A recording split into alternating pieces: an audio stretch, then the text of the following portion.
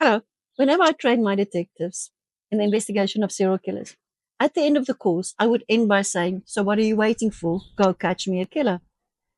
So we have Superintendent Tollie Vreugdenburg, who was one of the detectives that arrested a serial killer. Tollie, tell us what happened.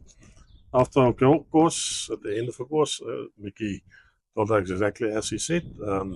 By 3 weeks after the course, Micki phoned me, uh, told me that there's information that possible serial killer in Toyando, up in the northern parts of the country.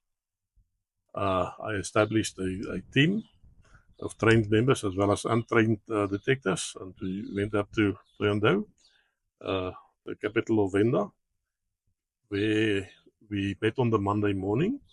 The group of us discussed the cases. I asked the local detectives if there's anything special that they can assist us with.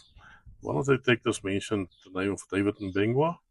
That was a docket that he had with David Mbengwa was robbing people with a firearm. Uh, that and that David Mbengwa was previously arrested for culpable homicide. I asked him to fetch the docket for me and bring the docket to me that I can see what the situation. Because in the profile I got from Elmarie, my book with a profile on this case, she said that the suspect, the culprit, was properly had a previous conviction that involved violence.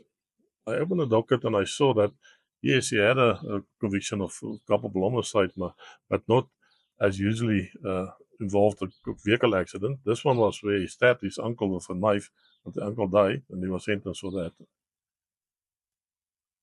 So by the part of the day I went through, we collected more dockets of the same modus operandi. What was the modus operandi?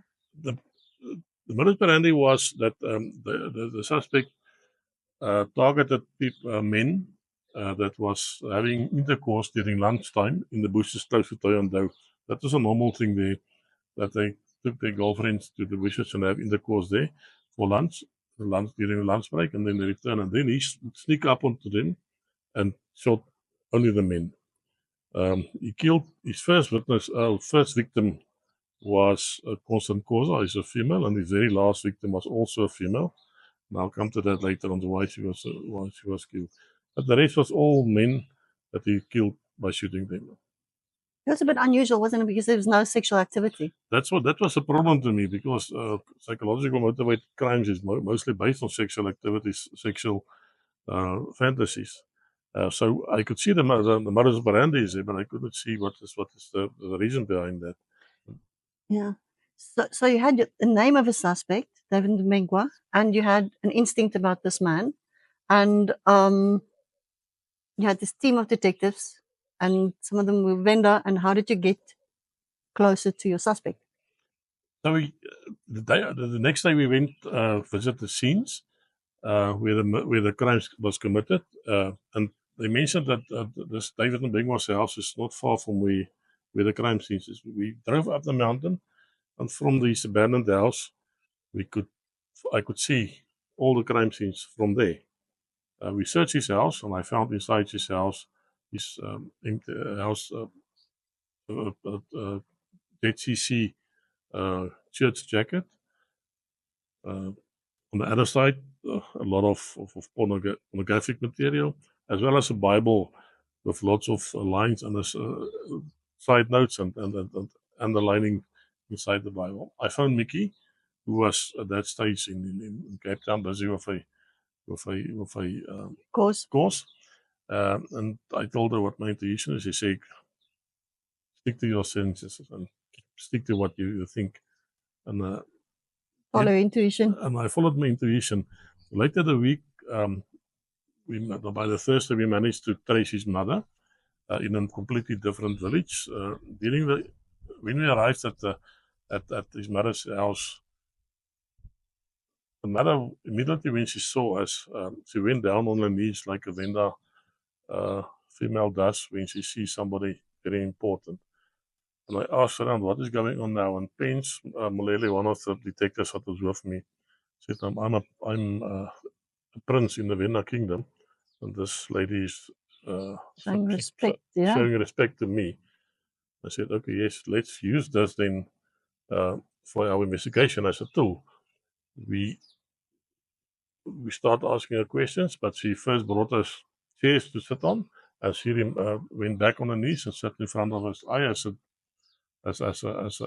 in my tradition, I respect women, and we want them to sit on a chair. And but parents told me, no, let her remain on her knees.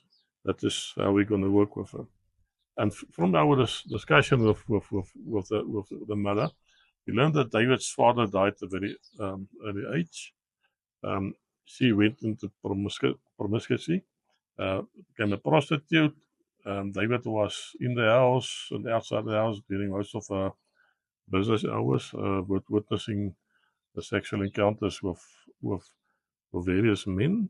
And then I said, yeah, yes, the one thing that I needed that is missing. So because I think this is my man, we have to concentrate on. So by the Friday we just. But also when he was in prison, he was imprisoned. Yes. So while he was in prison for the culpable homicide where he killed his uncle, his wife Lydia cheated on him by having sex with a person in a car in the bushes. So that is your motivation. That is my motivation that I saw. That's the motivation why his modus operandi was targeting that person. So.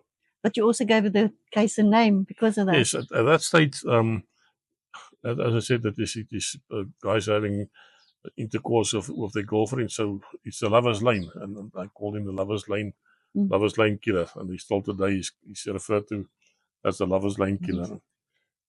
So the mom then gave you some kind of clue of where you could possibly find him. The mom said that he and his family moved from Venda, turned out down to Gauteng, and he's staying with his uncle, her other brother, in Kagiso in the West Rand.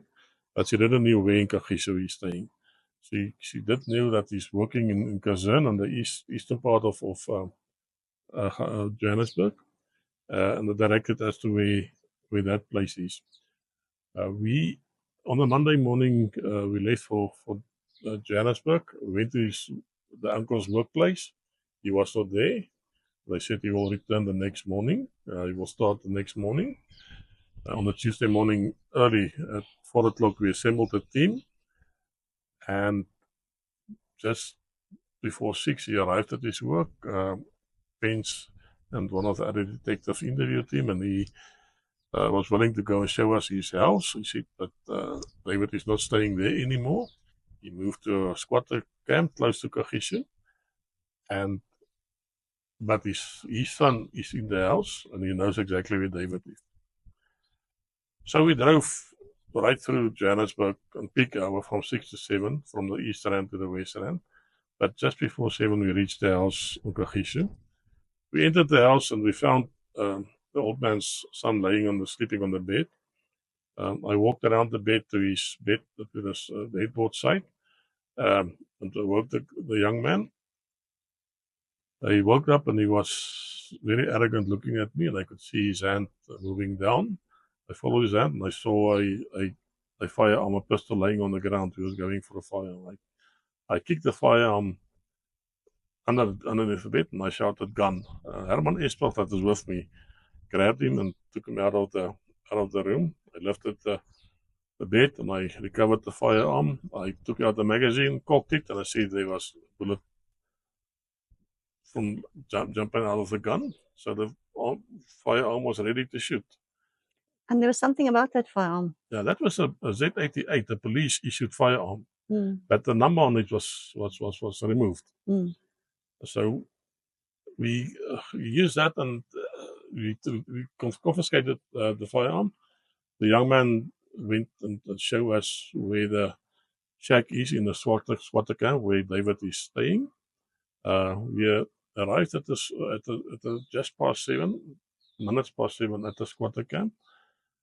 We went to the house. We surrounded the house. Herman kicked in the door. I followed short just behind him. And next moment, here comes a man flying out from Herman's hand into my hands. I took him out. He's a very short person, but he's David Mbengwa. I tried to cuff him, but he was fighting like a madman. I managed to get him on his stomach and sat on his back, but he was bucking like a rodeo horse. Eventually, with Pence's assistance, I managed to cuff him. Then, as I was cuffing him, I heard Herman on the phone saying to somebody on the phone, stop the clock, we have him. It turns out that he found Micki. Found me. Yeah, and we then realized later on that it took us only 7 days and 5 minutes to catch a killer. It was a world record. It was a world 7 record. days, 5 minutes to catch a serial killer. That was a world record. Yeah, that was a world record.